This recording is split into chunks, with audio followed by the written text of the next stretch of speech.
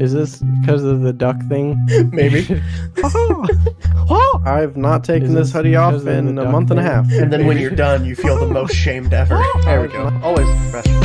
What the fuck is even happening? Class.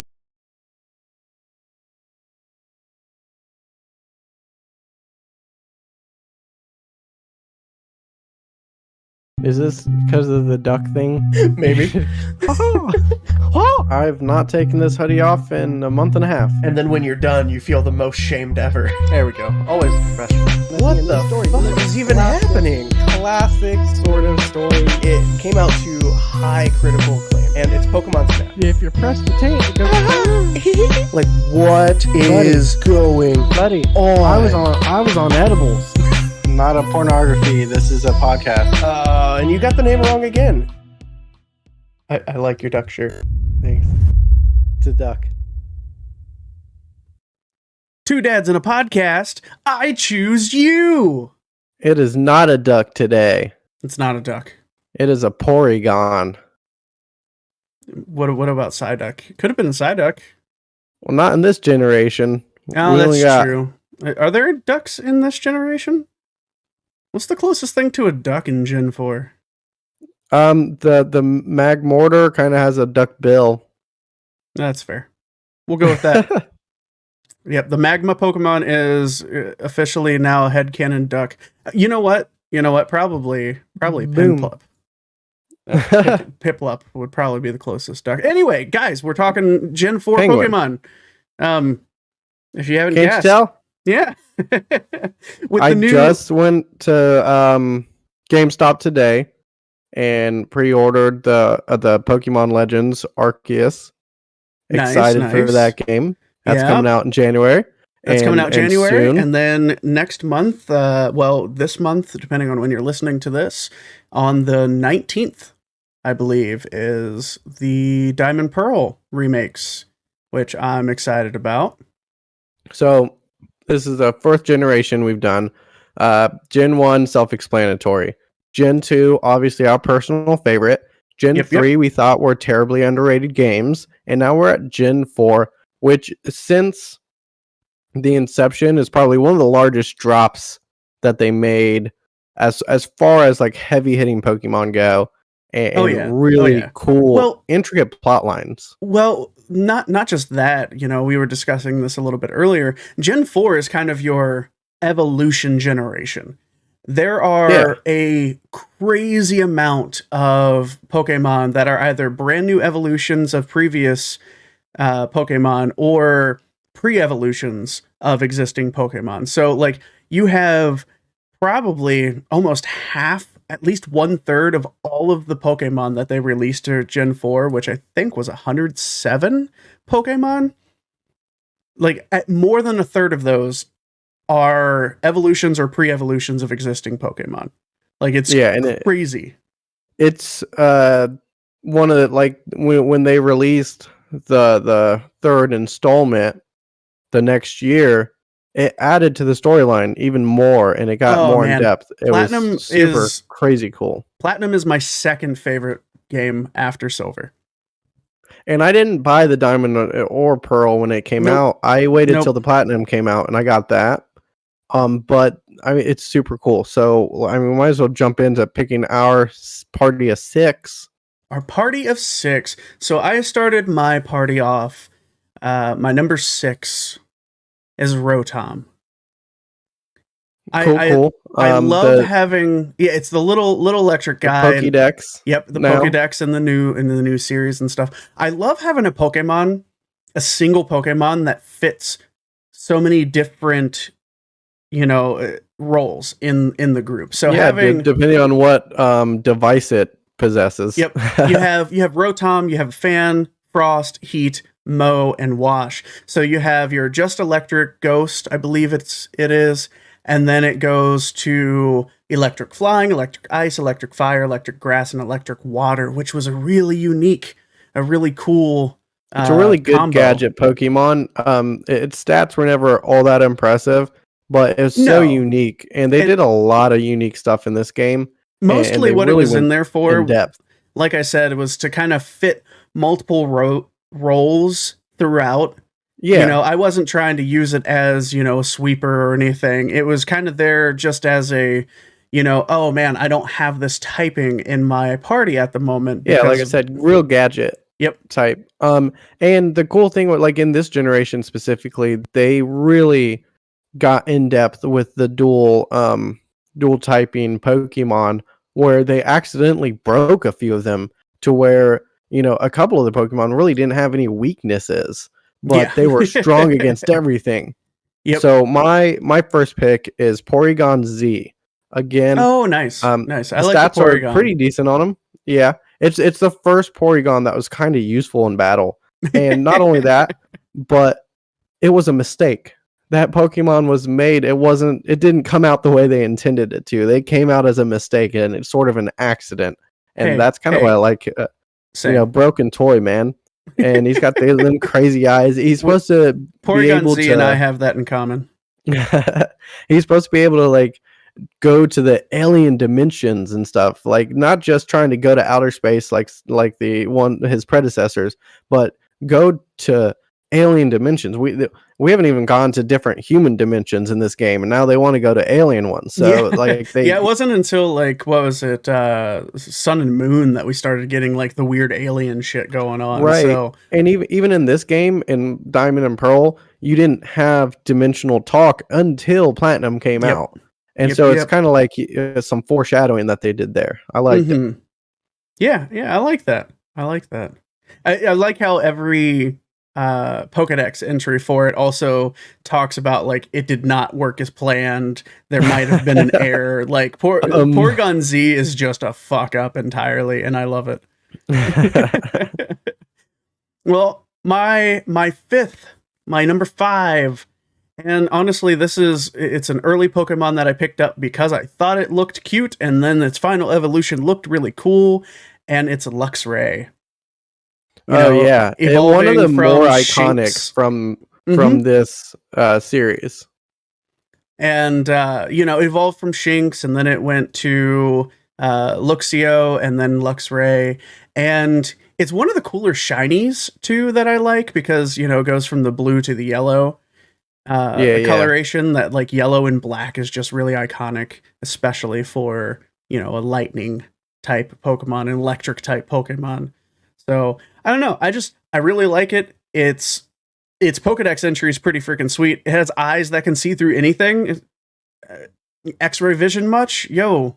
I need one of these in real life. Help me find everything I ever need. It's great. Right? It's great. Guess what, Hellhound? I also break the fourth wall. Okay. All right. So my 5th choice is purely, partly we're still in October live today, but it's purely kind of for a morbid reason, and that's Driftloon. And it's because Driftloon is so messed up. I love these dark Pokemon entries. He like steals children. Like, it's weird. It's and they changed it in little later games to where he's not like blatantly just kidnapping children, floating off with your child, killing children and stuff. But it's a bit morbid, and it's kind of a unique Pokemon. He's not all that bad to use, especially when he evolves. But for me, it's the storyline. It's the plot involved. It's you know, you have to go find him and stuff in the game. It's one of your plot lines, and so I just think it's kind of nifty for me. Yeah, that one. I love the dark Pokemon entries that you know, when you read it, you're like, oh wait, what? What the F is this? What is going on with this? Right. Pokemon, are you okay? Are you okay? Driftloon isn't all that bad either. His evolution. Yeah, Driftloon, actually, it just says it gets carries close to Pokemon. 500. Right. You know, and it drifts only, so it just ends up wherever. But Driftloon is the one that it says, like, it tugs on the hands of children to steal them. Like, what is? Yeah, it just sits there like in just a normal balloon, and when somebody grabs on, bah. Yeah. So yeah, I like that. I like those typings and everything. That's really fun. So we're on to number 4. So my 4th Pokemon in my party is one of the starters, the final evolution, and just because it looks really cool, and because of how iconic the starter itself is in the anime, it's Empoleon. Evolved from Piplup and Prinplup. You have one of the better King Penguin. It's Water Steel, which was a really cool color, combo. Yeah, one of the better starters that they came up with, and like you said, the steel aspect gives it some cool strengths. Oh yeah. It swims as fast as a jet boat, and the wings are sharp enough, which is where I guess the steel type comes from. The wings are sharp enough; it literally just slices apart ice while it's drifting. Right. And getting into some of the dark entries in Pokemon Platinum, if anyone were to hurt its pride, it would slash them with wings that can cleave through ice. Yeah. It's literally just going to slash you in half. Goes. It's going to fuck you up just because you hurt its pride. We know how that ends. I really like this one. Like I said, the typing combo was really cool. It was, a unique one for that. So, yeah. So what's your 4th? My number 4 is the pseudo legendary Garchomp. All right, let's do this because my number 3 is Garchomp. It's gotta be on both of our lists. It's so great. It's this generation's version of Dragonite. Every generation has the dragon Pokemon that is just super strong, pseudo legendary. Now we have a dragon ground typing with this one. Yeah, that gives them some crazy immunities. And giving the fact that he's a dragon and ground, oh buddy, there's not a lot. Hits like a tank, dude. Hits like a tank. There's not a lot that can really be done to him, and his only weaknesses are his special attack and his defense, and they're not that weak. They're just kind of middle of the road. So he's got a total stat start of 600. He's fast as shit. Yeah, the only thing that's really going to hit real hard against it with any dragon type, you've got ice. That's the double weakness. That's the × and then dragon is ×2. But literally everything else is either normal, and he has 1, 2, 3 resistances and 1 complete immunity. So it's fantastic. Yeah, electric. He's just because ground is immune to that. And there aren't there's not a crazy ton amount of ice Pokemon at this point. You get a couple with each installment, but so what are you gonna do against him, man? How do you defend it against this guy? Plus his design's really cool. Oh yeah, and then of course later on his mega designs and everything. Honestly, one of the things I like the most about him is the variety of moves he can learn. He can learn fighting moves, water moves, poison, rock, ghost, psychic, fire. He can learn so many different moves, and I don't know. He's kind of like a gadget pseudo legendary where he can fill a type that you're missing in your party and still be a fucking tank. Right, and in later installments, they just beef him up even more. they don't back down. No, his what is it? His mega evolution is obnoxious. So that brings me to my number 3. And so my number 3 is an evolution from a previous Pokemon, and that's Magmortar. Now, Electivire, admittedly to me, looks cooler. And but I love the fire, but that's not the reason I choose Magmortar over Electivire, because they have equal stats, okay? And as far as the way they're balanced, it's either whether or not you want the special attacks from Magmortar or you want the good attack, just base attack from Electivire. But for me, it's the attacks that they learn is why I go with the Magmortar. Oh yeah, because Magmortar almost made my list. almost made my list. It was so close. Well, he's got a plethora of the attack. He learns Hyper Beam. He's got the Fire Blast, Flamethrower. He can get Sunny Day, Lava Plume, Fire Punch. But he also picks up Confuse Ray and Clear Smog and Faint Attack and Smoke Screen like this. And these are just the attacks that he learns on his own, where you can set up crazy combinations to really make him a terrible threat. And he has one of the higher base stats of any of the Pokemon within this generation. Mm-hmm. And so, well, like, I mean, they had to do that because, you know, he's an evolution of a Pokemon that didn't have previous, which is now an evolution, right? Yeah. So, yeah, I like that. So my number 2, we're into number 2. So my number 2 is kind of a legendary, though his stats don't necessarily reflect that.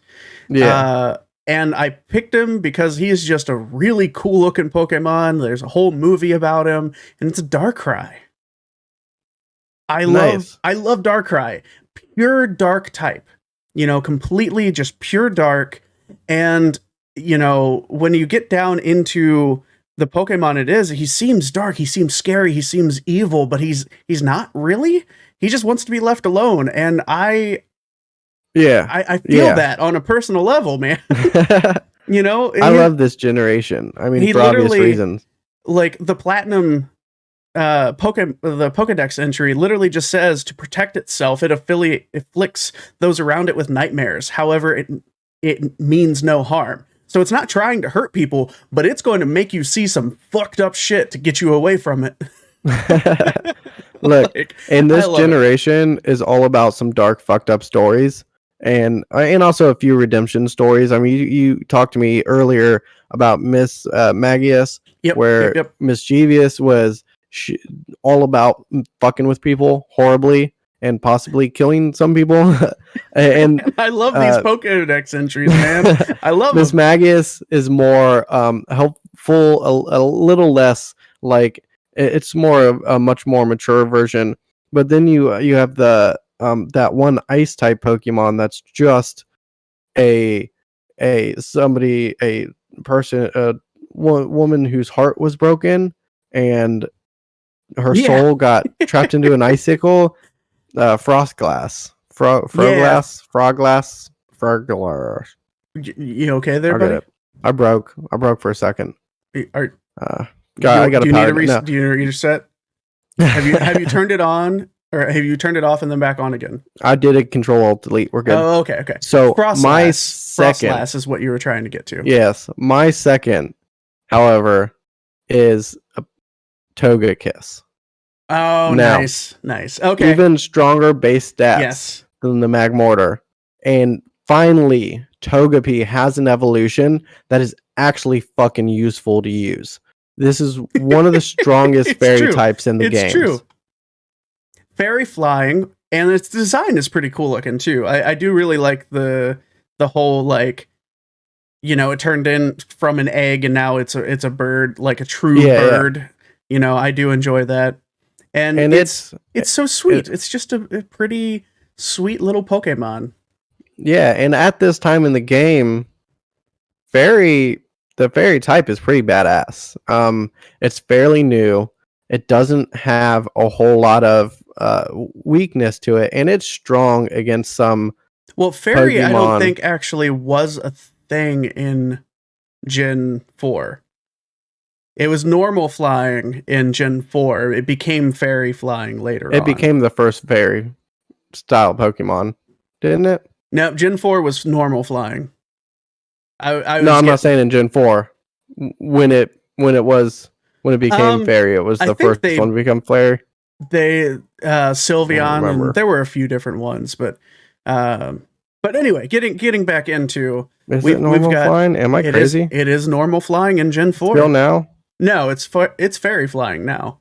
I was about to say, I was like, yeah, been playing Go for a few years now. No, and its base stats are great. Like, its special attack and special defense is phenomenal. Its defense all around is pretty decent, and all the other stats are pretty middling.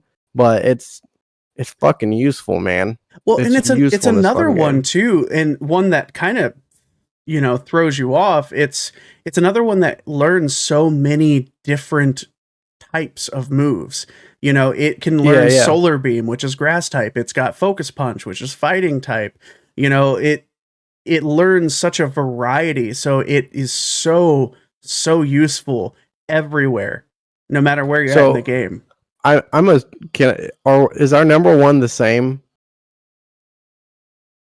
Probably not, because you no. Oh, you still have one more starter type Pokemon up your sleeve, don't you? I spoiled a little bit to you earlier. Yeah, you did. I did, and I'm remembering now. So my number one, if you've listened to the other Pokemon parties that we've done, I am a sucker for my starter. I will use my starter the entire game, and I will use my starter exclusively as often as I can. So even if I'm going up against gyms that it's weak against, I will over level it to where I can just wipe that gym with my starter. Because that's what I do. That's what I did since I was a young kid, and that's what I still do. And this one was just really cool because it kind of reminds me a little bit of some fun mythology. And it's Infernape. The fire type. Nice. Was that your first starter? For Gen 4, it was, yes. Wow, you came to the dark side. Well, I mean, I started picking fire types pretty quickly. It's Gen 3 forward, it was all fire types. But, you got Chimchar, you got Monferno. I love the kind of a little bit of mythology to it, because you have the Monkey King, stories and everything. I love that. And his design is just so cool looking with the fire coming out of his head and, the gold knees and like shoulders and everything. It's just really, really cool. I really like this one. No doubt. He's really fast too, which is a very good thing to have. Especially with a fighting type Pokemon, you have the speed and you have the attack with it. I mean, he's got the highest base speed out of all the starters, and it's not by an insignificant amount. Empoleon is second at 60. He's got 108 speed. Like, his special attack, his regular attack, and his speed are just, he hits hard and he hits quick. And I love that about it. Yeah, that was my starter. Yeah, they've rarely let me down with the starters, so I'm very, very satisfied with how they did this generation, especially the starters. All three of them are really cool, and one of the more useful starting Pokemon sets of all of them. So my favorite had to be Lucario. Nice. For many of the obvious reasons. He was so very close to being in my party of 6, but I didn't actually use him in the game. He's badass. He's fighting in steel, so he's strong against a lot. I didn't use him because I had fighting type already, and I had steel type already. You know what I mean? He's not weak against much. I mean, Lucario is really cool. He got his own movie. He got his Mega Evolution. His base stats are pretty fucking good. 525, high with the attack, high with the special attack, decent speed form. Nothing to really write home about for the first. Dude, his Mega Evolution in Gen 4, not Gen 4, but when Mega Evolutions came around, Gen 6 was freaking awesome looking.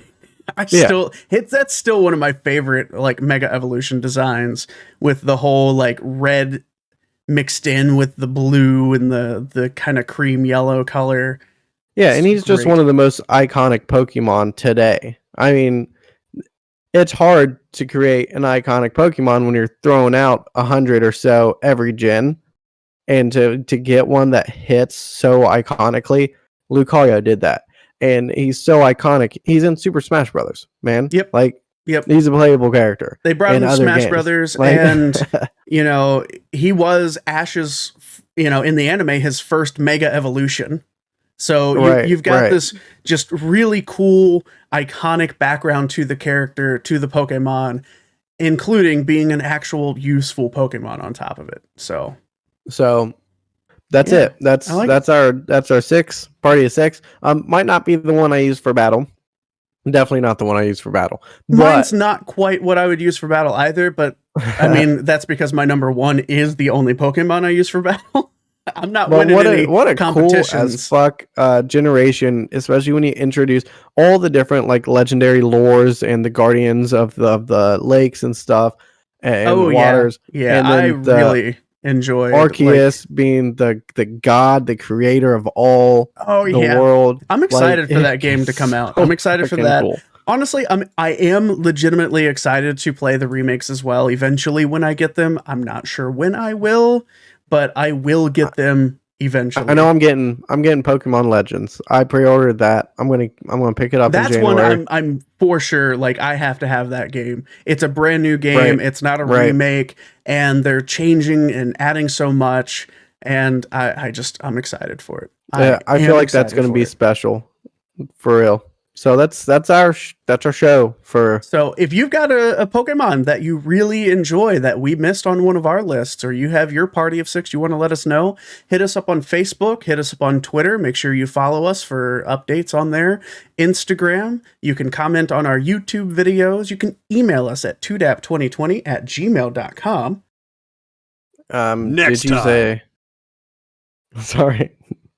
Did you mention Patreon? And I tuned you out for a minute. You can also hit us up on Patreon if you want to help support our channel and the podcast. And of course, next time on 2 Dads and a Podcast, we bring back our interview series. Yes, so we're so excited for this. We are talking to Sesshōmaru and Megatron, Optimus Prime, Clank from the Ratchet and Clank series, and David Kaye himself. Yes. What the fuck? Oh man, it was such a fun interview. He's such a down-to-earth, chill guy to talk to, and he was so nice to actually talk with us on his birthday. He took time out of his day to talk to 2 dads on his birthday. So yeah, make sure you stay tuned. And keep an eye out for that episode coming later this week. And coming live in a couple minutes. And as always, guys, thank you so much for listening. We love y'all. We love y'all. We love you all. We love you, yeah. Nice. Yeah. We love you, yeah. I think you did that already. Oh, no, we're going to get taken down. Copyright's going to come after us. YouTube copyright, don't take me. All right, well, I think we should get ready. You think?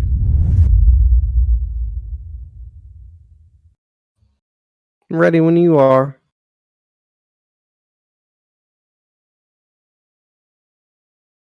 Oh, poo. I forgot to set up my Stream Deck with his intro. Like I haven't saved it. I haven't saved in everything. I just didn't set up the Stream Deck for it. All right. Always prepared. Always. I'm overly prepared. Tell you didn't do Boy Scouts. All right. Let's figure this out here. I want to play this. Oh no, that's not what I want. Get out of here. What's going on? And quick, they're leaving. They're leaving the channel fast. Oh, no. I can see them going. Wait. Please wait, guys. Please wait. There's I swear more. It's real. We didn't dream this. I swear. But wait, there's more. But wait. The sound of my childhood. But wait, there's more. Yeah, no kidding. All that right. and whatever the fuck they said on Girls Gone Wild commercials. Jesus Christ. All right. All right.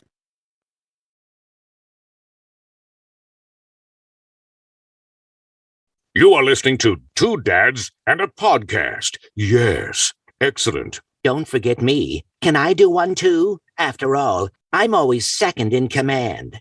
You're listening to 2 Dads, the podcast. And from Masters of the Universe, don't forget to, What is it? What's my line? What is my line? Oh, yes. By the power of Grayskull, listen to Two Dads, the podcast. I feel powerful.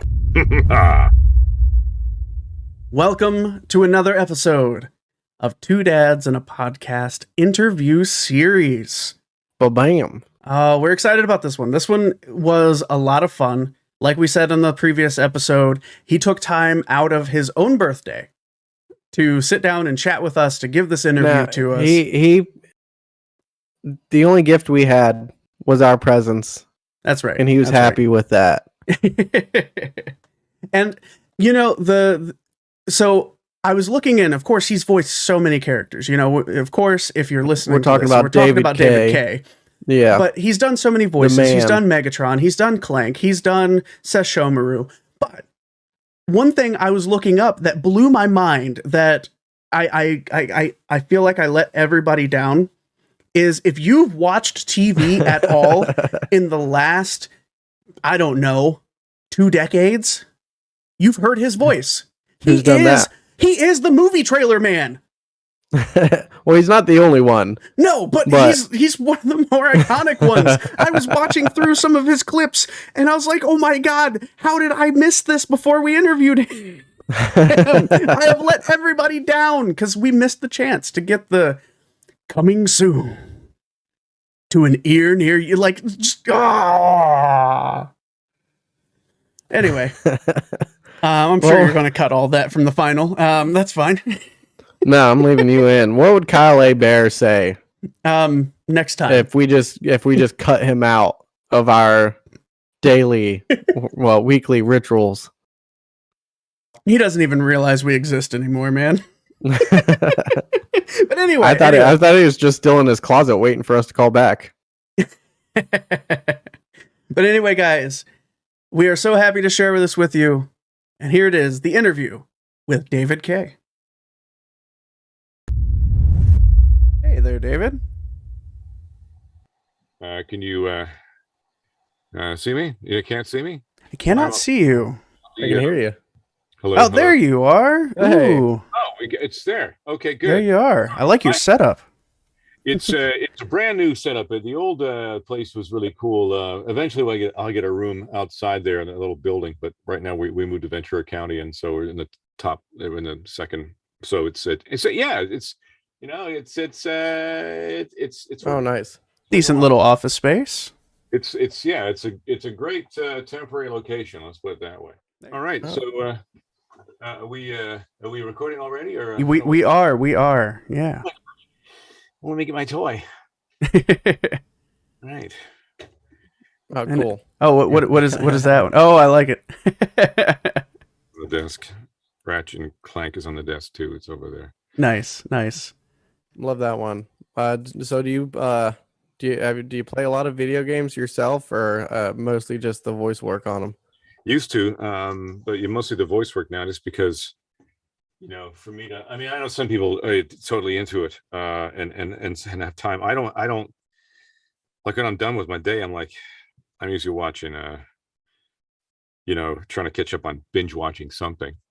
Oh yeah, there's so many TV shows out nowadays. It's overwhelming almost. Stuff out there, or that, and I don't know how the hell I got into it, but I've been studying this for this wine exam thing, and it's just I don't know. I got into it, and my parents go, I don't know whose kid you are, but I got into it, and it takes a lot of effort and concentration to learn about that. So I'm spend time doing that. But my son now, he got a PS5 before. I don't know how the hell he got one, but one day over to his place, and we're going to play Ratchet and Clank. I'm going to finally be able to play it. Yeah, his arms in. There he is. Oh, nice. I like it. That's so cool. My kids love Ratchet and Clank. Yeah, this I got this. Oh, his arm fell off. That when the movie came out, they gave us all the Ratchet and Clank. Oh, nice. Oh yeah, that's awesome. I love this. Yeah, that sits on my desk. Man, who would have thought it would have just had a whole new just revival of Ratchet and Clank, Yeah, I mean, no one ever knew, right? You just never know when you read for something. That was the audition for that for Clank was like a paragraph, and it was we don't. He's a robot. We don't want him to sound like a robot. We kind of want to have human elements to him. We want to. Right. It was like a paragraph, and then I went, geez, I don't know. I started talking like this. My head would go back and forth. I'm sure that's why I have neck problems. If I wasn't doing it right, because it was always like, Ratchet, we must find Captain Court. my head was like back and forth. And that's how I knew I was in the pocket for that role, because my head was, my neck was sore. But yeah, a little paragraph. And then when I got the audition for the Beast Wars thing and any other stuff I've done in the past, there's been, a big bunch of paper and characters and relationships and all this stuff and pictures. And with Ratchet and Clank, there was nothing. There's nothing at all. So yeah. Well, thank you so much for taking time out of your birthday to chat with us. I know it's a real pleasure for you. Yeah, it's to be here. No, it's all good, man. It's great. It's the number doesn't make sense to me. I don't know how I got to this number. I'm glad I did, and we're just going to celebrate every year. Period. There you go. Yeah. Well, I did. Yeah. So when you were younger, what type of stuff did you geek out for, sort of nerd for? Wow. I think back about that. You know what I used to do? I don't know if anybody else has done this before, but it's interesting because one of my first, large roles was G.I. Joe, A Great American Hero. Right. Here I was, born in Canada, and that didn't really stick with me until I got my citizenship. I walked out of the LA Convention Center and went, all right, now I can say, Great American Hero. But I used to play a lot of Army men. I used to order those plastic soldiers in the back of comic books. Yeah. Mm-hmm. And it was like, get 4,000 soldiers for $1, and it's just send away for this stuff. And I would set them all up on my room, and I have bunk beds, and I go on top of the bunk beds and get a ruler with an elastic band, and I'd put it on and I'd aim it and try and ping off the different swords. It was I remember G.I. Joe. I remember the large Mego dolls. My friend of mine had a bunch of those. Oh yeah. Mm-hmm. So there's that, and then I seriously got into Famous Monsters of Filmline magazine. I think they still make it. And we used to go to this comic book store in my small hometown. It was Sandy's bookstore. My friend, somehow, he was the same age as me, but he got a job in the basement of this bookshop, and Sandy's bookshop, and it smelled like cigars and newspaper or books. It was a great smell. It was a welcoming smell. Mm-hmm. A cross between like a pipe tobacco and comic books. There's I don't know. It was just you wanted to kind of stay there and read. It's a comforting smell. Yeah, it was. Yeah. And I used to go down. It was down creaky old wooden stairs, and Dave would be the head of the comic books, and he would be organizing them and stuff like that. And I go and hang out on Saturdays with him, and I remember like looking through, being fans of Jack Kirby before I knew who the hell Jack Kirby was, and Stan Lee, and reading old comic books, the Hulk, and I remember I had like Iron Man 3. I had Iron Man like 3, 4, Oh, wow. 5. Oh wow. Yeah. And I had all these some awesome books, early Spider-Man. And little did we know, later on those comics would grow in value. But I became a real fan of Marvel. I also like the DC stuff. And it's interestingly enough, fast forward all these years later, that I'm working, and I've worked with both franchises. Both, right. Yeah. Marvel. And it's weird. And then when I met Stan Lee, God bless him. I wish he was still around, but I had never I'd never met him or worked with him. And the one time I was in an episode with Avengers Assemble, and the producer called me and said, "Hey, you got to come by the studio because surprise for you." Anyway, we recorded. He said, "What was it? No, I'm just making sure you're coming in today because special surprise." Because one of the producers knew that I had not met Stan, and I was like going off on how come I've never met Stan? Really, the picture. I got nothing. And so in I walk, and oh my God, it's Stan Lee, and he's there. And the same day, Mark Hamill is there playing a part. Oh geez. Oh geez, man. So we're all there, and it's Mark Hamill's birthday that day, and it was just amazing because most of the cast were in, and Stan was in a special, cameo in this episode, and I was, what's his name, Ben von Simo.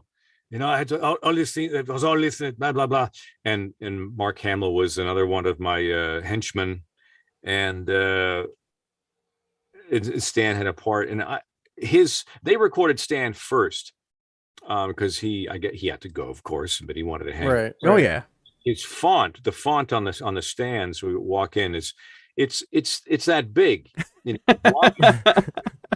They go, wow, look at that, look at the size of that. And somebody made a comment. Roger Craig Smith said something goofy as he always does, and Hamill says that, hey, we should all be so lucky to have font that big. We should all live that long to be able to read font, period. Never mind how big it is. Meeting Right. Stan afterward, I was a kid. I was the kid back in the comic book store, and Stan says, so what do you do on the show?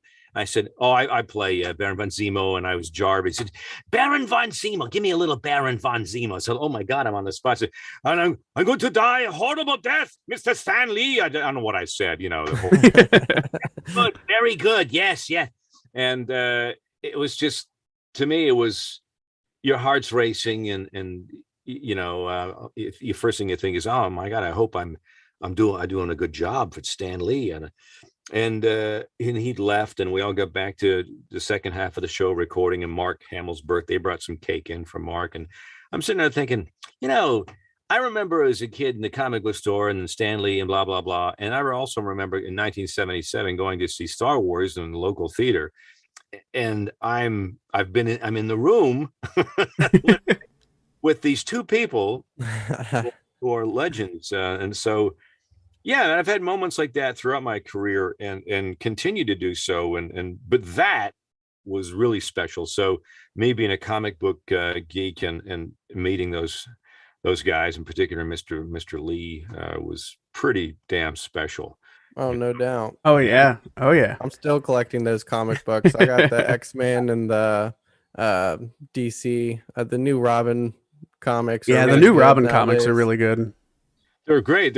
We used to do, when I was living in LA, in Burbank area, we used to get together when I was doing Transformers animated with Derek Wyatt and Matt Youngberg, and the producers, Marty, the writer.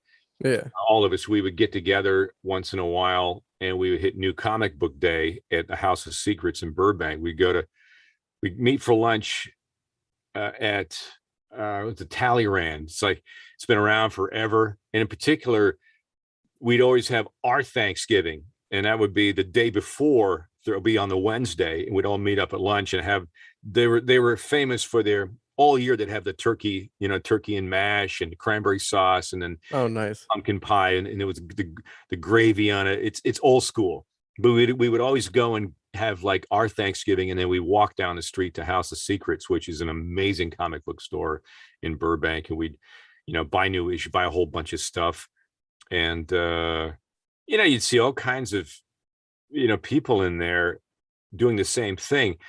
Everybody's wearing like a plaid shirt from the 90s, and they look like like big beards and stuff like that.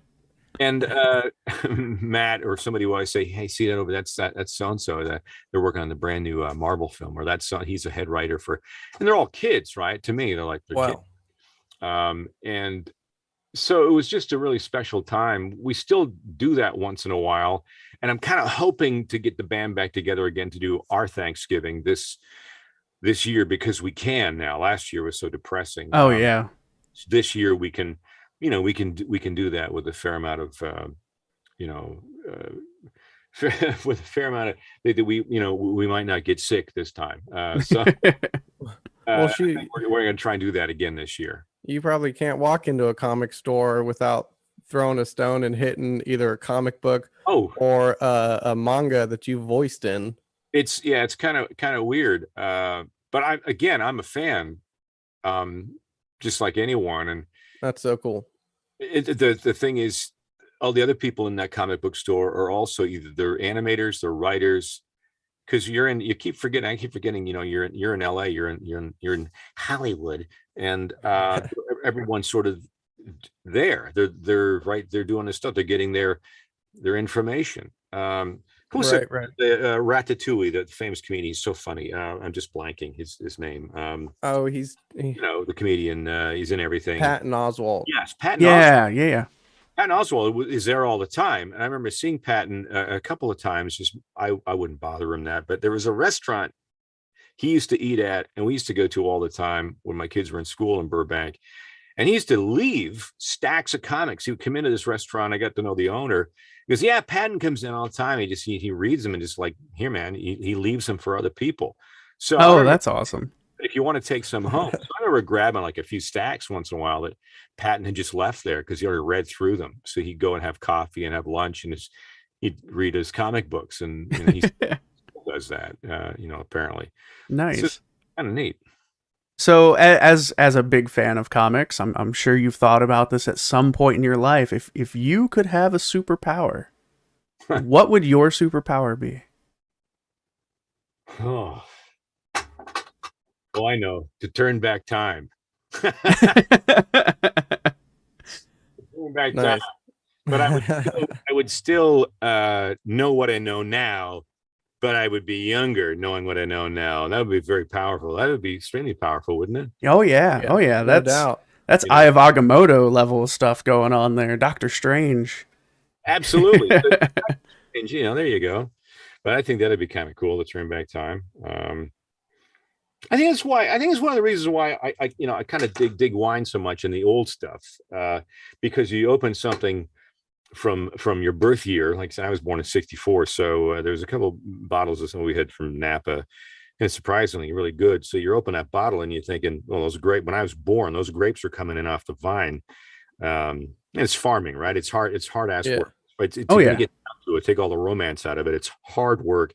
It's an alcoholic beverage, but there's the reason why it's so special. Some of that stuff ages very well, and you can open some old wine and it takes you right back to like a friend's birthday was like in 73, and we found some California Zin or cab from somewhere, and one of the older wineries, and we cranked down some tunes from 73. It was like Angie from the Stones and all this old, kind of rock and roll. And it's like, man, you need to sit there and listen to it. And it's a time machine, essentially. I think that's why. Oh yeah. And there's some. You ever try that Ohio wine? I haven't. It's supposed to be good. We got a little section up in Northeast Ohio they call the Napa of Ohio. Oh, nice. Yeah, like some great wine grapes. I think like 2 or 3 wineries within, 15-20 minute drive from where I'm at. And like my wife and I, when we were able to, would just go and sit, and they've got this beautiful view over like the woods and a river, and eat some cheese and drink some wine and have a good old time. People have been doing that for millennia, for thousands of years. Yeah. And it really is. It's about. I always tell people it's not necessarily about the beverage, but it's about who you're with, and it's about where you are, because all the wineries, every state has wine now that produces wine, and you go to these places and you sit out like you said, and it's like, look at that. It's a moment. You take it because it's always a beautiful view. It's everyone's joyful. It's happy. We're having a little drink. Mm-hmm.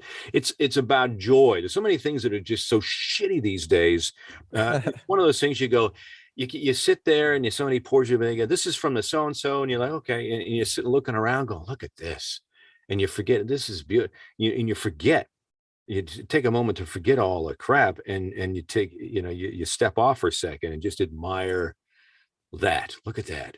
So that's sort of why I like it. I do want to do the Bourbon Trail too, through Ohio and in Kentucky there. Oh yeah. To do that. because I know a ton of One families one have done day, that. one day I'll definitely do that. I've got my my Maker's Mark over here. I've got some other stuff downstairs, and that's my kind of drink. I like wine, but give me a whiskey or bourbon any day. bourbon is my other second love. It's Michter's is my go-to. I love Michter's. Trying to go through all those if I can, and Makers is always. I was always a bottle of Makers here, but that's again, it's like it's sort of you step off. Life is fast, and I always think a bourbon with a buddy is always a good way to sort of step off and stop the clock for a minute. I always think wine is to me is sort of like a you can go back in time, a time machine, and bourbon to me is like let's stop the clock and step off and take a moment. Nice.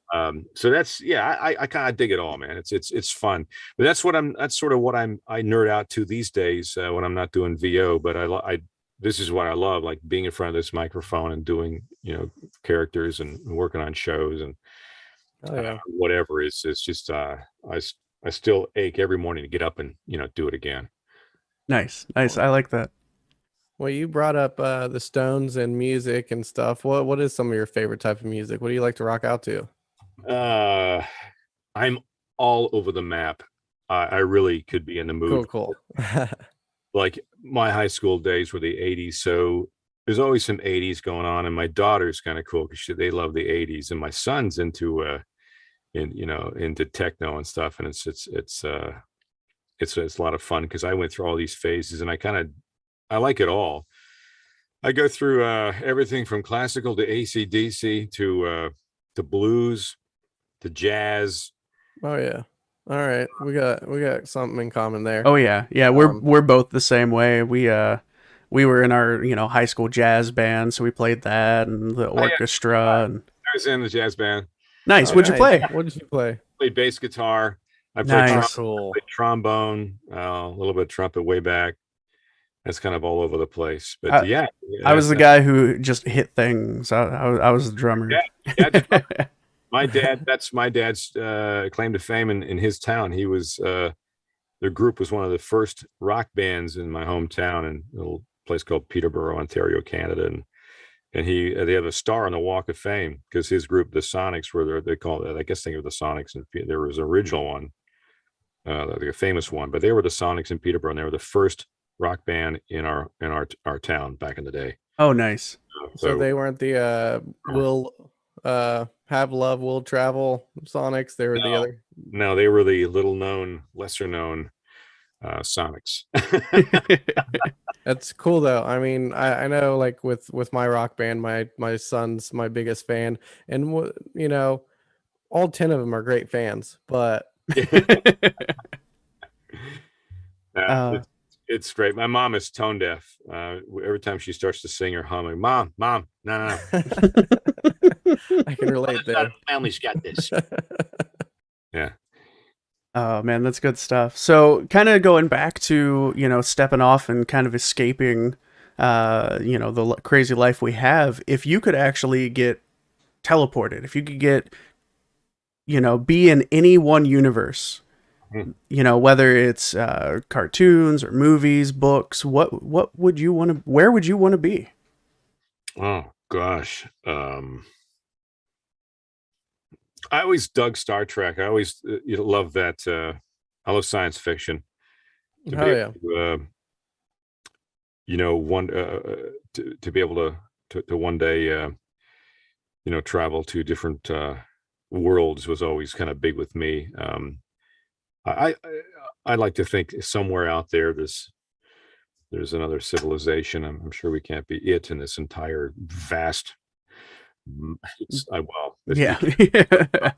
Universe is very, very large. I agree with you 100% on that. And so when William Shatner went up in space the other day, and he got very emotional about. He said, "I hope I never lose it. I hope I never lose this feeling." And because you realize how insignificant and fragile this planet is. He said, "You look down, it's like this little layer that keeps us alive. Life, death, life." Right. Yeah. And I think that really affected him. and I kind of, I really, what's the word I'm looking for?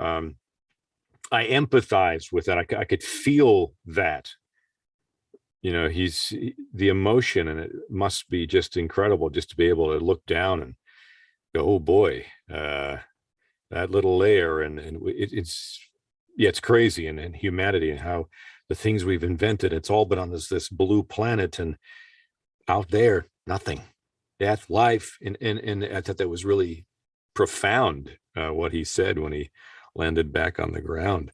So what an experience. But I like to think if I was transported to a time and a place, it would be space exploration, 500 years from now. Like, what would that be? Oh, yeah. Yeah, I like that. I think that's our first Star Trek answer we've gotten on that question. So I like that. Oh, yeah. So is there any voice that you would like prefer if you had to get stuck into a different voice that you do? Is there any voice you'd prefer to be stuck in? Where is my rubber ducky? I don't know. Gosh, that character, I really like, honest with you, I haven't seen anything I've done all the way through. I've literally not seen, like, if I've done a show, I have never, like, all the way through, like, actually sat down. And for the first time, we just finished, or the He-Man Masters of the Universe just dropped, and I had to get play Talkie the Tiger, the Battle Cat, and of course I remember the original and stuff like that, and I love. It kind of came from a bit of a cross between Liam Neeson and, well, I can't remember the actor who was on Game of Thrones, who was remember the witch, the Red Witch, he was the king's, like, confidant. He was I don't think you should, it's not a good idea, sir. I don't trust her. It was one of those, and the voice came kind of, melded from those two characters. So sort of a softness in here, and with aplomb. And I really liked that voice print. It was really fun to do that. And I don't know. By the power of Grayskull. It was kind of fun to say that. Oh, I imagine, especially like with how iconic the original was. Yeah, it's cool. So I love that voice placement, and the Megatron thing is interesting. I was talking to Rob Paulson a while ago, and I know some of us can, and it's very easy to get sort of, and that's the word's not upset, but disappointed. You get a chance to inhabit this character in his role for a while, and if you're lucky enough, it lasts for quite a long time. Yeah. But most of the time, it's a short window. Enjoy it, and some people, we're talking about the next iteration of Transformers, and I said, look, I was fortunate enough to be even cast in the role, and none of us had any idea how longevity this thing goes, right? So to be able to do yes, and excellent, and still do it at conventions and be able to horse around that voice has been pretty amazing, because we don't own it. Like, we don't own the character. It's just, we just get to inhabit it for a while, and I think to be very thankful the fact that we even get that chance is amazing. So that's just crazy. The way show business is. You do your thing, and then somebody else comes. It's just the way it is. And I think a younger me would sort of get really bent out of shape and like, oh yeah, whatever. Now I'm like, hey man, what a ride, what thrill. I got a chance to. Now I'm doing the Battle Cat, and some other characters are coming up that I can't tell you about quite yet. But also some stuff to look forward to. Yeah, there's a big one that's just been. I don't think I can talk about it yet, guys. All right, yeah, don't break any NDAs. We are not worth it. But it's pretty cool, and again, it's a chance to inhabit these characters and bring life to them, and how fun is that? So that's the deal, That's the deal.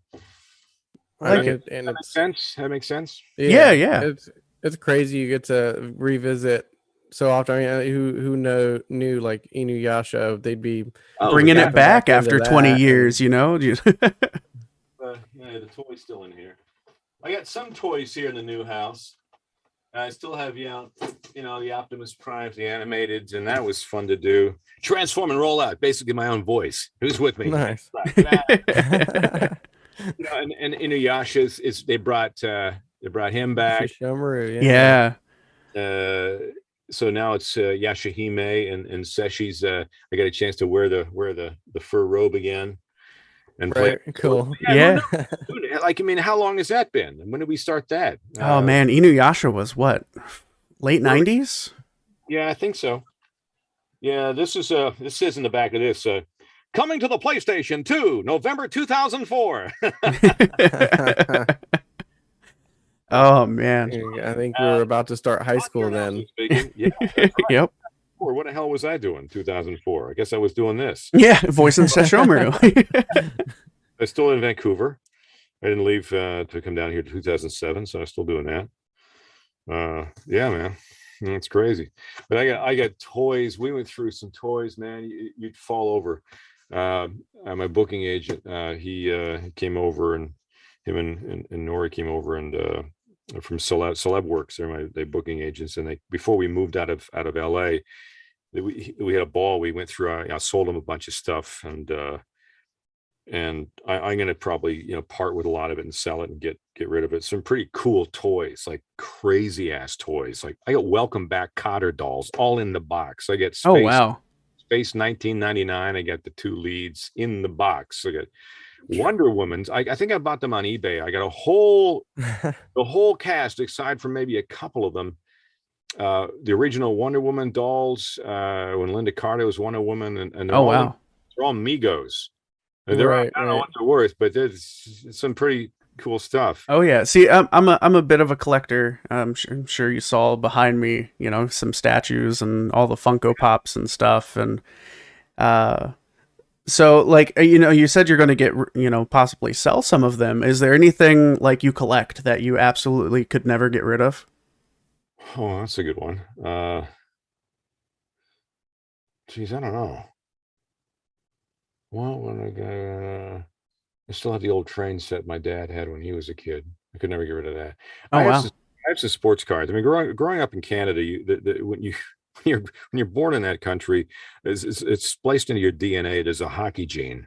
Oh yeah. Even if you don't play it, it's there. Because you could be somewhere walking in Eastern Europe and hear like a sound of a hockey game. You're like walking like, hey, is that a hockey game there? What's going on?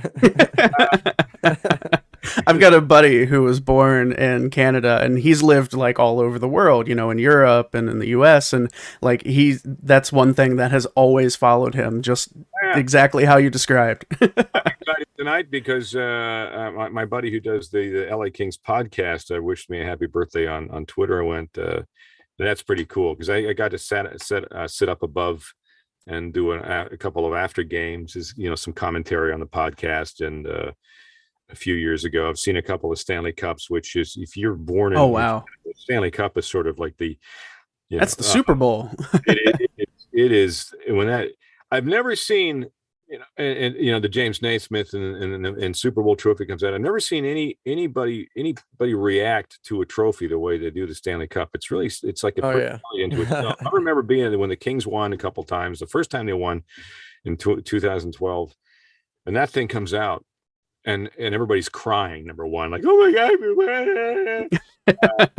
incredible. They're hugging and crying in tears, and I didn't think it ever happened. Grown men and women, and it comes out, and the music's to play, and the whole arena, Staples Center's like, oh, like the whole ring, just like in reverence, like put their hand over their heart, and then there it is, and it's else to see, and the joy it brought. The organization, and I never thought I'd see any Stanley Cups, and I had to move to LA to see them. Right. The fact that the LA Kings start their season tonight on my birthday is like, that's all right. I know what I'm doing tonight. That's awesome. I can't believe them, the Lakers, and the Clippers all share one same arena and make that work. Not for long. The Clips have struck a deal, and they're going to be in Inglewood, I think, at a brand new facility down the road. No, nice for them. But yeah, it's moving to Los Angeles and having all that at your doorstep.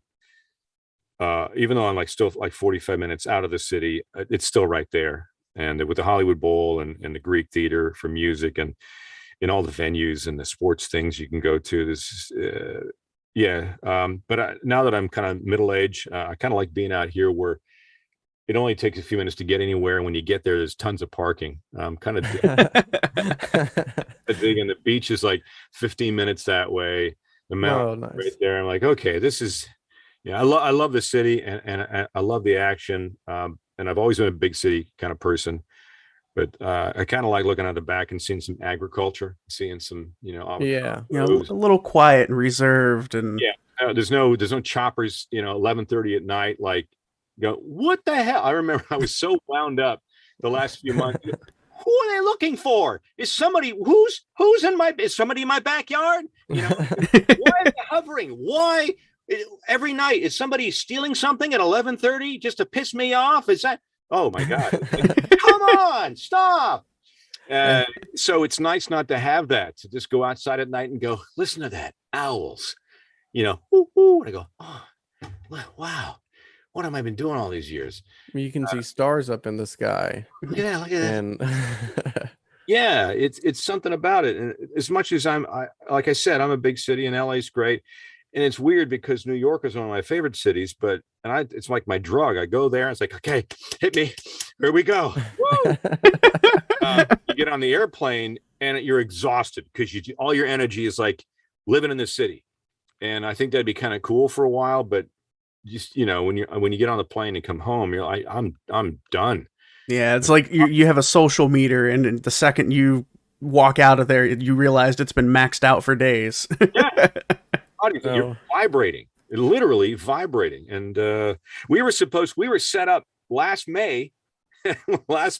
We'd rented an apartment just down south of toward downtown, but off of Broadway, in the little quieter off, probably 4 or 5 blocks south and over.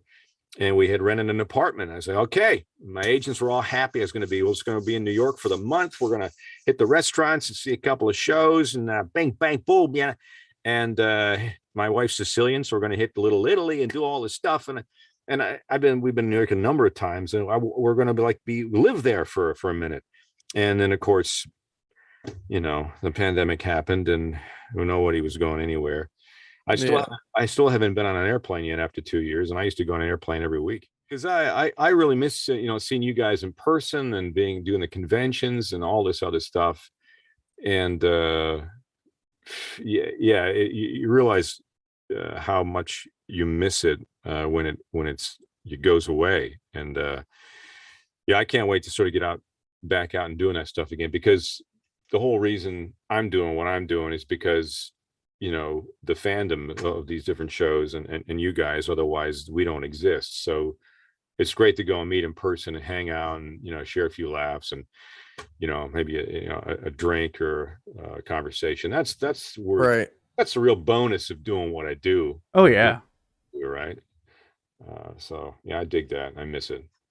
Well, the real bonus of you guys getting trapped in your houses for a year was it gave us more access to talk to you. That's right. Ohio. Yeah, I remember the first interview I did after it was a couple months. People, oh my God, people! and there's another show I'm working on. We did all the table reads. We do table reads on Zoom, and then we record on Zoom later in the week. And I got word that the table reads are going to be coming back. So I'm really looking forward to that, because that's where you get the energy, And, the interacting and reacting off of the other people and everything. Having people, hearing the laughers they call them, and that'd be kind of fun. Yeah, definitely. well, we still appreciate you. Of course. Tell me, so you're all dads, is that correct? Yes, we're both fathers ourselves. And so how old How old are you? My son will be 9 in a couple days here, Wow. and my daughter's 6. And my son is 4. He'll be 5 beginning of the year. So You're right in the thick of it all. Oh Oh yeah. yeah, Oh yeah. fun times. Oh man, I swear over the last week it's gotten worse where it's like, hey, I need you to do this, and he'll just put his toy down with, authority and go, no, I won't. Yeah. Oh man. Yeah. Well, it's kind of cool, man. My son will be 24. It's hard to believe. My daughter just turned 28, and that's just freaking me out. Honestly, time goes so fast. So just enjoy every second. Everybody tells you that. Oh yeah. Right. I mean, the last 4 years have just. Yeah, they fly. Once they start establishing personalities and stuff, it's less fun when you realize they're more like you than you wanted them to be. Oh, I do stuff now. I do stuff like this. I put my and listen to somebody, and I'm like this, and I go, oh my god, my dad. Every time my hand goes up, I go, no, put the hand down, because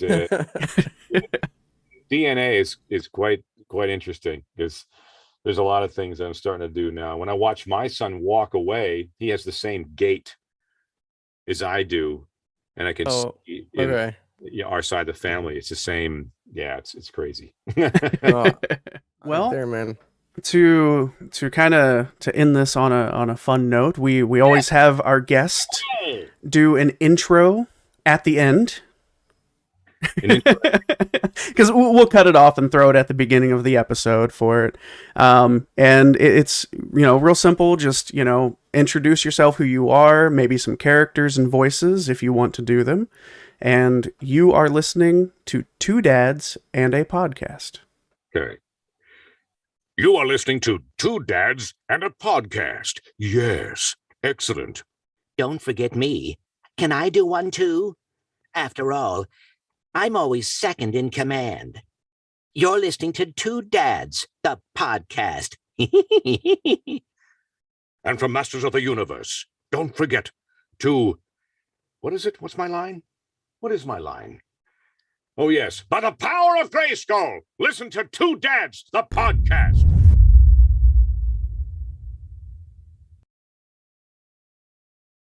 There it is. There it is.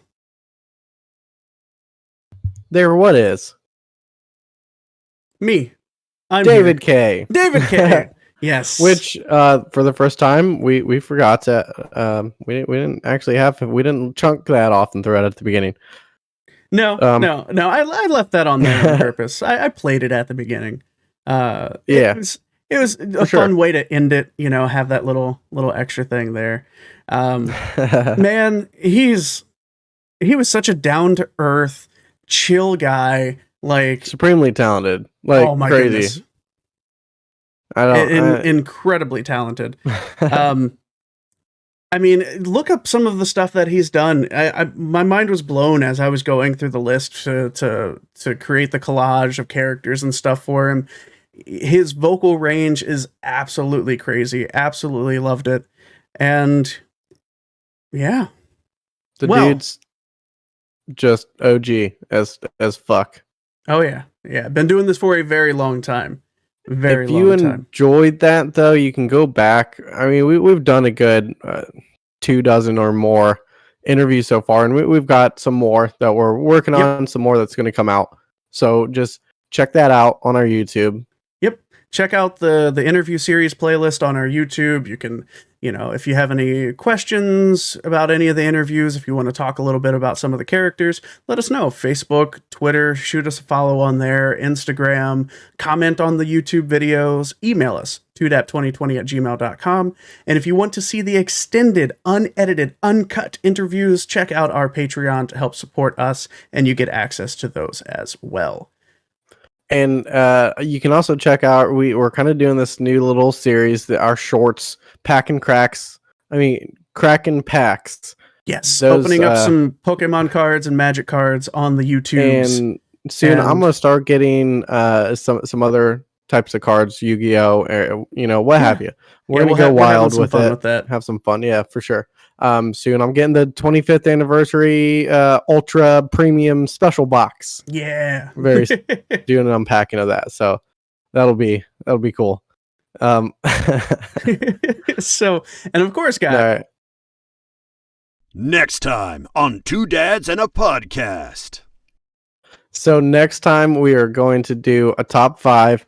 I'm not quite sure what it's going to be yet. No, I'm still trying to convince him to let us do the top 5 times Ash Ketchum was actually badass. He hasn't. He hasn't bit. I keep telling him there aren't 5 times.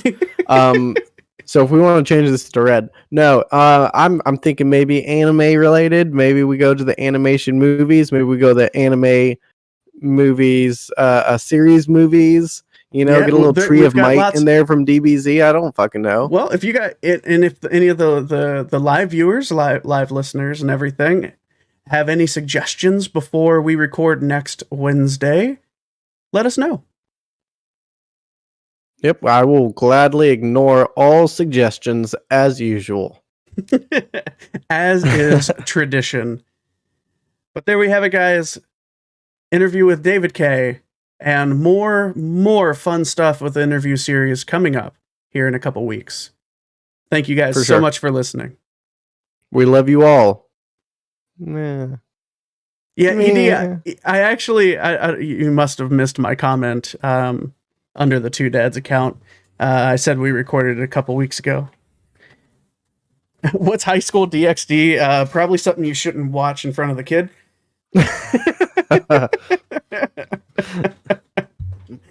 Definitely should not watch in front of the kids. Oh man.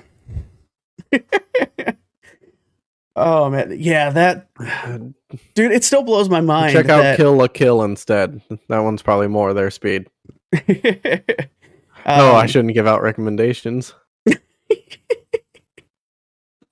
High School of the Dead, maybe. No, definitely not in front of the kids. Man, we're excited, and for those of you who are live or watching the VOD, I'm going to spoil who our next interview series is in 2 weeks. Are you ready? Oh yeah. We had the chance to interview Stephanie Panicello, who voices Claire Redfield from the Resident Evil 2 and the Netflix series and pretty much everything. Man, she's been Claire for quite some time now. For a while now, getting close to a decade. Has it been that long? Did she start around 2014? Don't spoil it for Felix. Sorry, I spoiled our next guest, Felix. Oh, why wasn't I invited? But we're also in talks, and we've got a couple people we've been emailing back and forth trying to get some time to line up, just so we can get some more people in here. Man, I'm surprised how easily we kind of got back into it. Yeah, also looking to interview comic book artists and creators, writers. If you guys have a suggestion for video game designers, like authors, people you want us to reach out to, if we haven't already, we'll reach out to them. I have no problem with that. We've had quite a few comments asking for this person or that person that I've tried to get in touch with. So yep, we'll always try at least. I don't know that we've been successful as of yet, but some people are just really hard to get a hold of. And some people take a little while to get back. Well, I think like Laura Post was one that was asked multiple times. Yeah. So I found a website. I found an email. Man, what was it? There was one person we emailed or we reached out to, and we didn't hear back for like 6 months. Nathan Zerdy. He does the Harley Quinn covers. Oh, we should do that. Oh, the wife will love that. Yeah. Well, all right, hit us up. Email us, Hellhound. That's 2dap2020@gmail.com. 2dap2020@gmail.com. Oh yeah, I didn't expect him to bust out the He-Man line. That was dude. Unprovoked. Oh man, it was too. Like, I told him, "Hey, do characters if Did you get them want to do digits, Hellhound? characters." Did you get them digits? Did you get them digits? Oh, the guy at the one that we went to together, Hellhound, right? When we met Veronica Taylor. Ooh, we should try and interview Veronica Taylor. That would be really cool. But in the meantime, we did interview Ash. Hey, this is Ash Ketchum, Ash and Ketchum? you're listening to Two Dads and a Podcast. That's 2 more dads than I have. I love that one. I love that. Sure. Yeah, I had to get the little dude home. It was starting to get a little bit too much for me to keep up with him at a big ass convention like that. That was a lot of fun, though. That was a lot of fun. Oh man! So after the next one, after the Stephanie interview, we aired that. That's 25 we've done. That's 25 more than I thought we were going to get. In Zerdy, yeah, I've got his email now. Nice. So Nice. Cool. Yeah, do we'll you have reach something out. better than an email? Because I found his email in like 0.2 seconds. I will email the crap out of him.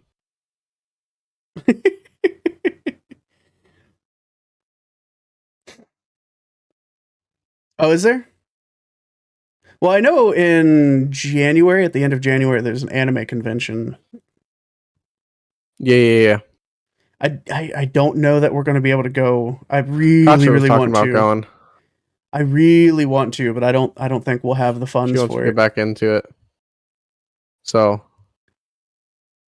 But if there's a guest there that we've interviewed, I can probably convince the missus to at least let me go.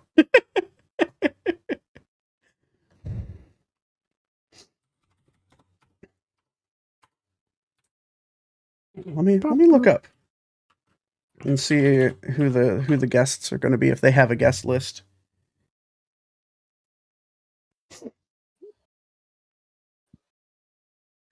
I don't think they have any information about it just yet.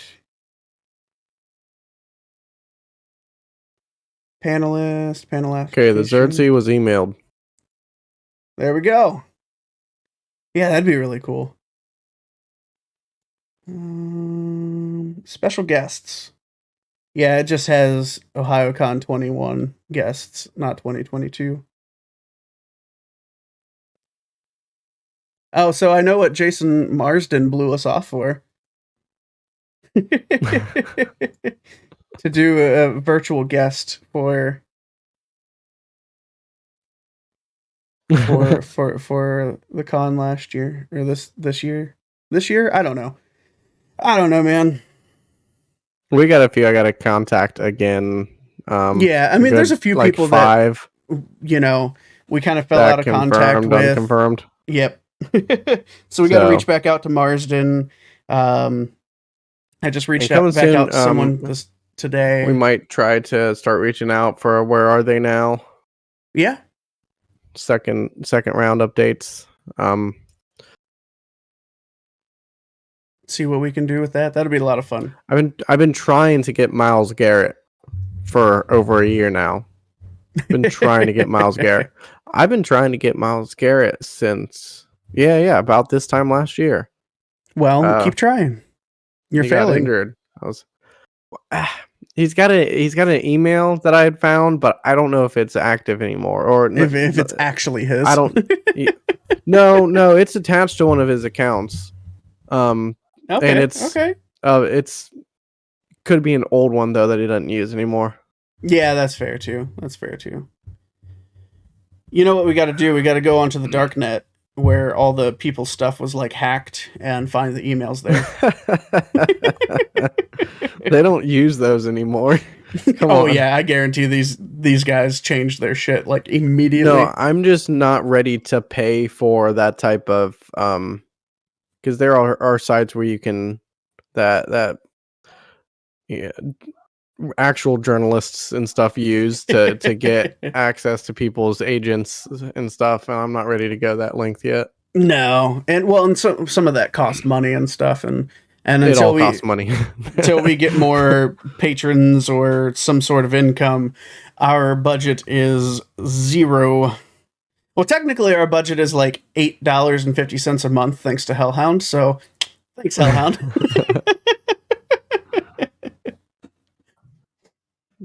It's just nice when they have websites. Yeah, when they have a direct Everybody website. should have a like, website. Contact us. Contact me. Send me a mail. Oh, Right, well, I gotta go tuck the little ones in. Yeah, I'm going to hop off here, take a quick break, and I'll be back here in a little bit to play some more Evil Within. We are on to part 9, chapter 14 of 17, so we're getting there. I'm hoping to finish this weekend by Halloween, Man, by the 31st. I'm playing through Resident Evil 7, and I'm doing it at like 10 minutes at a time because it's too much for me to keep playing. And it's the fucking jump scares, but then also they don't explain anything to you. And I'm sitting there, and this dude is like just stabbing my leg off with a fucking shovel. I'm like, I don't know what to do. What do I do? Get good is what you need to do. Get good. You gotta find keys, and then Kasha pulled up this fucking this guide, this how-to guide, and then it's you're in a garage, and it says now you gotta lose him, which you're running away from him, but it's only like a 10-foot by 10-foot area, so you're literally just running in a tiny circle to lose him. Like, this dude is the worst killer ever. And then it says, get in the car. So I get in the car and I close it. And it says, now grab the keys off of the desk across the garage and then start the car. I'm already in the car. Worst fucking walkthrough ever. That's great. That's great. See, I'm excited for the RE4 remake. I don't know that I'll do VR unless it comes out on the PlayStation 4, because I don't have VR for the PC yet. That shit's expensive, bro. But no, that's another series. That's another YouTube series we got to get working on soon. Yeah. Get Felix playing games, and I'm trying to coach him. That'll be ridiculous. I don't coach well. I'm warning you now. I don't coach well. See, it's a lot of screaming. I did that. Yep.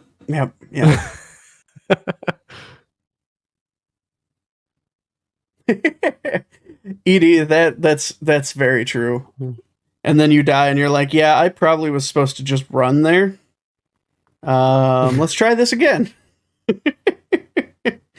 Unlock the hatch and go down the hatch. I'm trying, but he's cutting my leg off. Oh, accurate. Well, you're supposed to run around and lose him. It's only like you're in a room. You gotta hide under the table. Come on, man. Oh, man. So, all right. Well, let you get out of here. Get the kids going. I'm gonna go take a break. Get ready for. If I had an Oculus 2, would I stream playing Resident Evil VR? Well, I want to do Resident Evil 7 because I do have Resident Evil 7 on the PS4 and I have a PlayStation VR, so I will do that first. If I had an Oculus 2, would I stream Resident Evil VR? Do you need me to? Yes. Do you need me to stop playing and that we can stream that? Oh man, I'll stop playing the game. Oh, you. Oh no, see, I want to play Resident Evil 7 VR. We can take turns. We can take some turns. See, I'll play it through.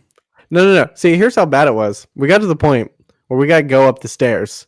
And we just saw this bitch like fucking walk I've never across played the hallway. the game. I have still yet to play 7. Right. I'm not spoiling anything. But we got to go up these fucking stairs. I'm not spoiling anything, but I'm going to tell you exactly what you're supposed to do in this part of the game. It's a random set of stairs, okay? You know how many stairs are in a game? And I'm like, I don't want to do it. And Ron's like, we have to do it. I'm like, I don't want to do it. You just saw this bitch. You just saw this shit happen. I don't want to do it. It's like, we got to do it. And then Saoirse comes walking in. What are you doing? I'm like, here, walk up these stairs for me. And I just hit her 6-year-old to walk up the stairs. And me and Ron just both cover our eyes. I've been putting it off to play it in VR, and I just haven't had good time to play it in VR, Hellhound. But ED, I would be down for borrowing an Oculus 2, but not right away, because I do have some other things. Like I said, I'm playing through Evil Within, and then I'm not sure what I want to play after that, but maybe. Yeah, I've just been waiting to play it in VR, because I've heard it's pretty terrifying in VR. I never finished 6. That's why I didn't start playing it. Well, I mean, 6, I didn't finish 6 either because it just wasn't near as good. Like, it just... Right. Meh. I have been playing the new Left 4 Dead, though. What's it called? Back 4 Blood? Oh, yeah. I haven't played that yet either. Through that, though. I want to. So. All right. Well, I'll catch you guys here in a few minutes. And hey, y'all have a good night, okay? Yeah. I'll talk at you later, sir. Yes, sir. As I'm pointing at our viewers. I'll talk at you I'll later. talk at you. Okay. You later. So, all right. Don't go anywhere, guys. Just refresh. Okay. Go to the page or whatever. But I'll be back.